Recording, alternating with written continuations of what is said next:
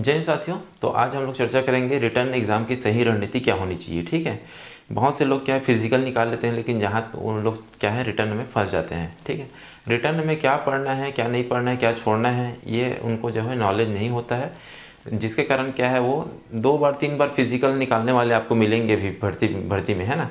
तो जो है 2 से 3 बार फिजिकल निकालें, लेकिन रिटर्न जो है नहीं निकलता है।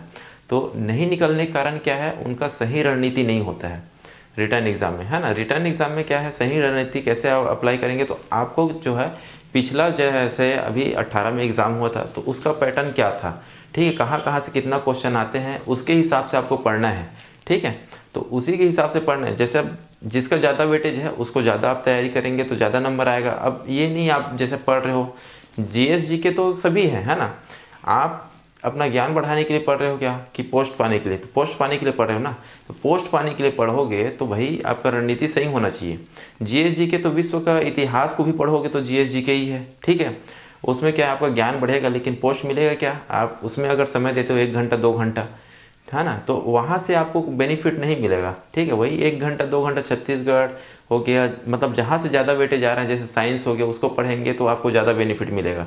ठीक है, उसमें भी कौन कौन सा पोर्शन पढ़ना है, आप पढ़ना चाहिए, मैं आप इस वीडियो में बताऊंगा, है ना। तो उसके हिसाब से आपका जो है रणनीति होना चाहिए, उसके हिसाब से आप पढ़िए। जहाँ से ज़्यादा क्वेश्चन आता है उसको पहले आप कवर कीजिए, है ना, तो उसके हिसाब से आपको पढ़ना है।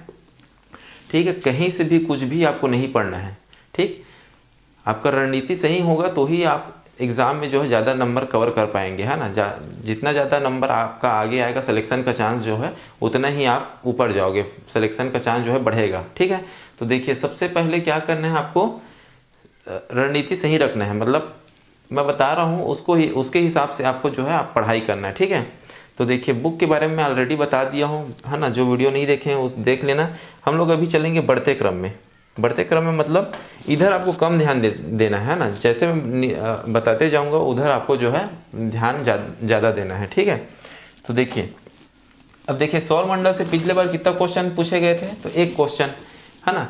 तो हालांकि इसका टॉपिक तो छोटा सा है, आप इसको पढ़ सकते हो, है ना।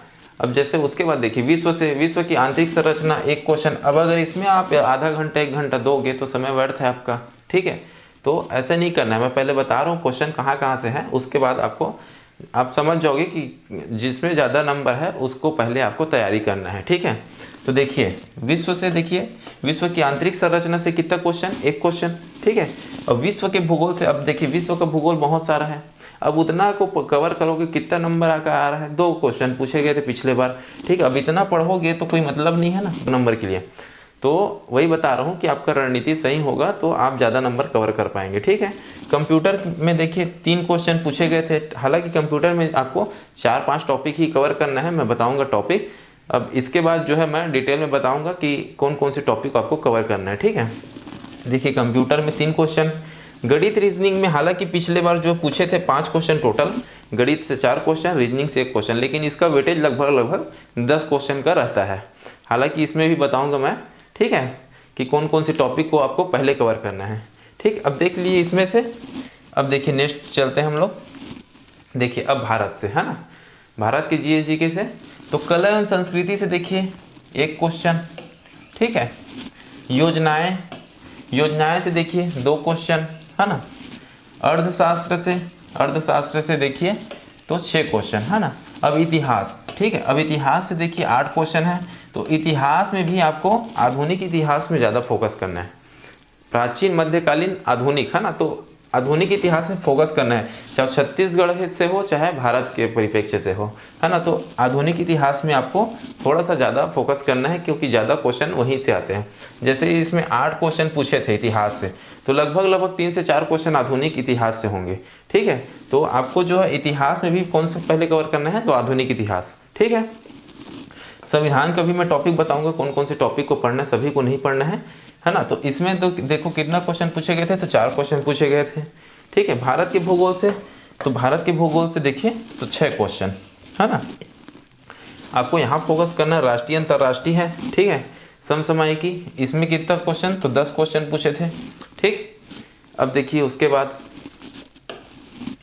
देखिए छत्तीसगढ़, है ना। तो छत्तीसगढ़ के करंट अफेयर से समसामयिकी से कितना क्वेश्चन, तो 12 क्वेश्चन, है ना। तो इसमें भी आपको अच्छा खासा फोकस करना है, करंट अफेयर में, दोनों भाग में, ठीक है। और उसके बाद देखिए छत्तीसगढ़, ठीक है, छत्तीसगढ़ से कितना, तो छत्तीसगढ़ में 24 क्वेश्चन पूछे थे। छत्तीसगढ़ सामान्य ज्ञान से भी पहले आपको किसको पढ़ना चाहिए, तो विज्ञान को, सबसे पहले आप पढ़िए विज्ञान को, ठीक है।